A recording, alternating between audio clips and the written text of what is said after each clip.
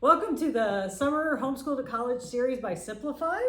This is episode 2. Yes. We're going to talk about 9th grade and 10th grade. We're going to put them together. You did have it. I know, I told you. I got little notes.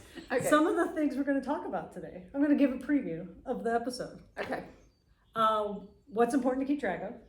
Yeah. Because now it counts. yes. How I like to call this year, the last year of exploration. Oh, yeah. A little bit. Mm-hmm. A little bit. Mm-hmm. Summer, we're going to talk about summer before 9th because that also counts. It does. Yes, that counts. We're going to talk about activities and why they're important and how a student should have 1 or 2 all 4 years. Mm-hmm. Yeah. And then we're going to talk about letting go of your goals as a parent. Yes. Slowly letting go Yes. of those goals and letting your student have their own goals. Yeah. And I think that's kind of hard. It is. And maybe a little hard for some parents to hear. That's been my experience, yes. And we say that as parents. Oh, yeah. No, I mean, I also have had to do that at times, and it has been hard. So I think that let's start by I think we have to start by saying that 9th grade matters. Like, it's the year that counts. Definitely. But it's the one that matters least. And I think, we talked in the last episode about that slow ramp up into high school. It's part of that ramping up. Some families think they have to change everything about their homeschool. And I would say you don't have to just because it's high school. And also, just because it's high school doesn't mean that all your courses need to be outsourced. No. They can be. They can be if you're ready and your student is ready and it's the right decision for your Or family. if you work full and your time budget. Yeah, something. totally. Yeah. Then that's, yeah. But it doesn't have to be, you can, especially in 9th grade, keep some things at home. Definitely. So this is 9th and 10th grade, so we'll start with 9th. Yes. So let's say you're in 8th, your kid's in 8th, Mm-hmm. and you're getting ready to plan for 9th. Yeah. And you're stressed and you're freaking out a lot. And you're Yes. looking at all the reviews and joining all the Facebook groups for homeschool parents of high schoolers. Mm-hmm. And you're seeing what everyone else is doing. Mm-hmm. What's your advice for that parent? I mean, first of all, take a deep breath. Like, you have to, well, seriously. Yeah. And then second of all, like, it's, it's okay if you make some mistakes. Like, it's not the end of the world. I think the big thing is that when you start into high school, you need to start conceptualizing things as credits. Is this going to be a credit? Yeah. Is this going to be a half credit? And is this course going to be worth a credit? And you do get to decide. Like, sometimes the provider will tell you, this is a 1 credit English course. This is, your yearly, history course, whatever it is. Other times they're like, this is a 12-week blah, blah, blah, blah, blah, and you're like, well, I don't know what this is. Like, What do I do with that? What do I do with it? Right, exactly. And so that is something you have to decide. You have to start thinking in those terms. That 3-week workshop that sounds really cool that, like, the homeschooling mom in your community is offering and her expertise. Like, it doesn't mean that you shouldn't take advantage of it, but does mean you have to say to yourself, how does this fit in to other things that we're doing? Where am I going to slot this? So it, you buy the curriculum or you sign up for the class that's a credit, it's done. Other things, maybe your student is going to watch some great courses or do an online free MOOC, Mm-hmm. or maybe they're going to take a short-term thing at your co-op or at a tutorial or something. Read a pile of books. Read a pile of books, take an out-school class that's got a weird, timing Mm-hmm. on it. Yeah, watch a bunch of documentaries, do a little research project. You have to figure out how to put those things together, make sure that it turns into a credit. I would also say another important part of this, like the flip side, because I've seen other parents do this, is if you sign your student up for a 9th grade English course, Mm-hmm. and it's 1 credit, and it includes these books, and you're going to write these things, and you're going to work on like a little vocab or something. Right. And then the parent's like, oh, but that's not enough. Oh, yeah. And then they add more books to read to it, and they add more writing assignments, and then they're like, that's a full credit now, which is fine. It's your, it's your homeschool. You can do what you want. Yeah. But that is definitely not necessary at all. No, and sometimes you do want to have it, we talk a lot about balance with our clients, and I think it's a lot about you want to have some courses that are really meaty and are tough, honestly. Like you want to challenge your student, and what that looks like. Yeah, the areas that they're interested in. And what that looks like depends on your student and their needs. Right. So, you know, so it's different for everyone. Exactly. Yeah. So keep that in mind. And so you do want to have some courses that are robust, but if you have every single course is like that, where you've signed your kid up for one full credit and you've made them do a curriculum at home and you made them do a little summer workshop, right? You know, you add and add and add all these things. And I just thought we'd read another book. Educationally, that's awesome. From a college admissions standpoint, it's not always the best. And so you want to conceptualize, okay, if I feel that this is not enough for my students' education, that can still be a credit. It's fine. It's its own credit. It can still be its own credit. Maybe educationally, you have a goal of not just having a sort of encompassing English class, but having a whole class that's focused on writing and a whole class that's focused on literature. And that's fine. It can be 2 credits. It can be 2 courses.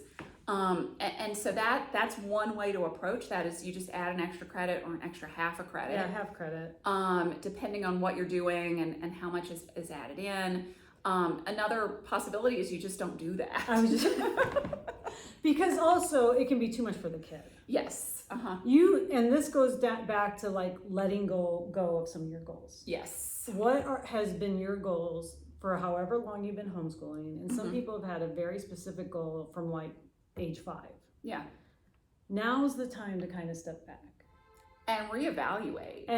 And you don't want to stress your kid out, especially during puberty and especially in high school. And you want them to have time to do the things that are going to set them up for the goals they have for college. Yeah.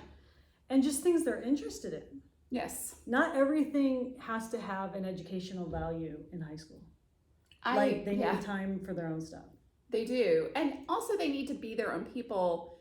I think it's also the case that sometimes the goals that the parent has don't fit with the admissions goals for the kid or the parent. Yes. Like, so sometimes the parent is like, I want to do it this way because I think this is educationally the best. And there's you can definitely present that to colleges in ways that work better and ways that work worse. So that there's because that you control the paperwork. Yes, so exactly. You do have a little you control the narrative there. Yeah. So there are ways to make that work. But also, sometimes it's just, I think, there's also the reality of what colleges are looking for. And sometimes that doesn't match your desire to have your kid do a bunch of really tiny short-term things or something, or, jump around or do a big, robust course, for every single core subject. Or keep sticking to like the classical view of homeschooling with like history and everything. When your kid is a STEM student, or something, yes, that doesn't always look good. It doesn't always present well. Or insist that your student who hates foreign languages take 2. I mean, or the flip side of the classical end, you think science is the future, it's technology, and your kid just wants to write. Yes. And you're forcing them to take AP sciences and they're just bogged down. And stress. I've seen this in all directions. And I think it's not what's best for the student. It's not what's best for admissions. It's not what's best for the relationship. No, and sometimes when teens have to do things that aren't in their wheelhouse at a high level, they not only start to hate that, but they hate all school, which is not the goal at the end of the day. No. You don't want them checked out, because then how do you get them back in? Yeah. It's really hard. The other thing I think is really important too is not that 9th grade is still, it's not that important yet, but it is high school. But I think sitting down and just thinking of the trajectory a little bit. Yes. And to make sure your student is taking on a little bit more each year, instead of starting with a bunch. Going down. And this goes to the thing that we talked about in the first one about 8th grade and middle school, is you don't want them to peak too soon. If you go in and your student is taking 3 APs in 9th grade, they have to top that every year. Yeah. Or stay at that level. Stay at that level. And that's tough. That is really tough. And actually in junior year, in junior year, you really do need to make it A increase little somehow. bit more, yeah. So I think about that. I think also, don't put things off. Like, don't say, That's a well, good we'll point, just too. wait on foreign language. Oh, you know what? We don't have to do history this year, which that, for some reason, is the advice that comes from a lot of charter schools. A lot. Or science. It depends on the school and the state. But a lot of them are telling them, oh, you've got tons of time to cover 2 history courses or whatever the very bare minimum is. Don't approach it that way. In 9th grade, you really have to do all 5 subjects, unless there's a particular reason not to. Medical it's issue good to or start that mental way. health. But it is, yes, you want to start because... Start strong in that way. Yeah, because if it turns out that your student needs to dial back on something, or your student has a particular interest and they want to have more space to do that interest, you don't want that. You don't want them to have to catch up on the history class they never took in junior year. Yeah, in junior year, you have a STEM student. Well, then they can do their main science, which should probably be like an AP or something, and then another really strong science as an elective. Yes. And then maybe they don't have room for another history that year. Yeah, which is fine. Like, so that's it. So you do want to be thinking about the big overall picture. You want to be flexible, but start in 9th grade and make the assumption that your student will do all, the 4 core courses in a foreign language that first 2 years. And then that frees up your junior, senior year so much more, because then you can tailor it. Maybe it makes sense for them to continue doing all 5 core courses. Yeah. And for some students, it does. It does. My student ended up with 5. One of my sons ended up with 5 credits in not in foreign language, but it was also arts and technology. Right. So he ended up with he did the bare minimum for foreign language, but he had 5 core credits in English and in history and in science, and it was really good. Yeah. So that's who he was. So other students, we work with them on being a little bit more pointy. But 9th grade isn't the time to decide that for sure. No. Instead, exploration. This is my thing. Yeah, go for it. I think everyone in 9th grade, you still have a little time to explore. Don't you think? Absolutely. Whereas junior year, it's just harder. Yeah. It doesn't, we talk about that, it's not like all the doors closed to exploration. I mean, it never does. You could graduate from high school, not know what you want to do. And some people do. And then, mess around, figure it out. Be like my oldest son, who changed his major 4 times in college, right? I mean, you never know. Or you could be like me, who's almost, 50 and still have no idea what I want to do. But for high school, you're doing this. I'm doing this. For high school, 9th grade is a nice time to still take some electives in different areas and see what you like, Maybe you think for sure your student's going to be STEM or technology or something, but then maybe they have always kind of had an interest in philosophy, or they don't know what it is. Maybe they'd like to take an elective in that. Electives can be very easy. They don't really bog down they can, but they don't have to bog down the work level and the schedule and everything. And you can do a half credit in a couple different things and see what these subjects are like, because students don't know. No, they don't. Especially things that aren't English and history and they don't know what psychology or sociology or linguistics or philosophy or economics. I mean, economics. A lot of kids love business. Economics, but they don't know it. Yes, I mean, it's true, right? It is true. Geography, GIS. And engineering. A lot of kids think they want engineering and they've never taken a course. Done anything. And we're like, well, how do you know? And they're like, Yeah. I like to build paper airplanes when I was in 4th grade, which is okay. It is okay. And I think a lot of parents are encouraging, and this gets to the parent goals. They see the kid as a little bit building minded, and they start telling them oh, you're going to be into engineering. It's going to be about engineering. Which is, I did that with my youngest. I was just telling you that yesterday. Yes. Because when he was younger, he loved to build Legos and everything. Yeah. He did the robotics. He was great at programming. He was known on Scratch. He was. My kids knew him. They were like, so you know his mom? Ooh, because very exciting. I was like, yeah, you're definitely going to go this way. And then, yeah. That did not happen at all. No. I mean, he couldn't be further. He's studying foreign languages. Yeah, and writing. And music and Oh, writing. music too. He just went a really different direction. He just went a completely different direction, which is great. I've seen it go the other way too. I think some parents don't think it does, but we've seen it go the other way, where a student, the parents are like, "This student's such a good writer, and they're gonna, go into journalism or become an author, an artist," and then the kid like starts taking higher math classes after having been a struggling math student a little bit. Right. And then boom, suddenly it's like, I think I'm going to become a data scientist or something. And Are you talking about Truffaut? So that's my oldest son. Yeah. So I think like it happens in different directions. Like you don't know. Just be open to that. That's my biggest advice too. Yeah. Let ninth grade be a year of exploring, but also as a parent, step back a little bit and be open to whatever your teen becomes. Actually, ninth grade is so great, right? Like that age too, 14 and then going into 15, they change so much and they become quite awesome. And suddenly you can have like, I mean, it starts in middle school, but really you can start having like really good conversations and just seeing who they become.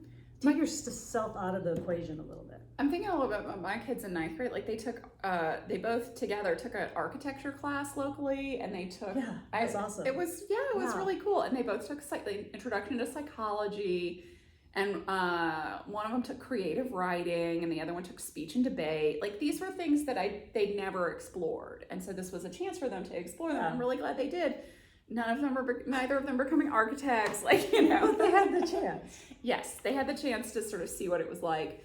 I think some parents are really focused on not just the sort of five, the core subjects in foreign language, but also like, okay, and they must get an arts credit, and they must get a PE credit, and now my student must do coding. Oh, they got to do health. And health, so I would just say those are some things that I think can wait if you are going to require them. I think those things are easier to do. Yeah, those are, and what I have to say too, I'm not as into parents requiring those things. No. If you do have a student who wants to go to the UCs, they do require a fine arts credit. But beyond that, other universities, it's just one. Other universities don't require that. It's very rare, and you don't have to follow your state graduation requirements. I think that's something that a lot of homeschool parents, even those who have been homeschooling for a long time, don't realize.